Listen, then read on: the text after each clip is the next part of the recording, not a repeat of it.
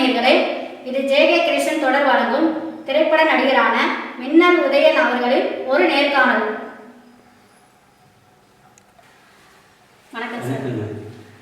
Sir, shooting பார்ட்ல இருந்து வந்திருக்கீங்க சார். ஆமாம், நீங்கள் பேட்டி எடுக்க வந்துருக்கீங்க ஷூட்டிங் பார்ட்லேயே. ஆமாம் சார். சொல்லுங்கள், என்ன விஷயம்? சார், பாக்கியராஜ் சார் வாய்ப்பு கொடுவேன்னு சொல்லி கூப்பிட்டாரு. நீங்கள் ஏன் சார் அந்த வாய்ப்பை தவற விட்டீங்க? அதில் ஏன் சார் கான்சன்ட்ரேட் பண்ணலை? நீங்கள் சொல்கிறது கரெக்டு தான். அவர் கூப்பிட்ட நேரத்தில் என்னால் போக முடியல. ஏன்னா அப்போ தான் நிறைய சீரியலில் படத்தில் எனக்கு வாய்ப்பு கொஞ்சம் அதிகமாக இருந்தது. அதனால் நான் தவறிட்டேன். அதை இன்றைக்கும் நினச்சி நான் வருத்தப்படுறேன். வருத்தப்படுறீங்கன்னு சொல்கிறீங்க. இப்போ சினிமாவோட சார் வருத்தப்படுறீங்கன்னு சொல்கிறீங்க. ஆனால் சின்ன திரையோட வெளித்திரை தானே சார் பெருசு. சின்ன திரை பெரிய திரையில் ஒன்றும் இல்லைம்மா.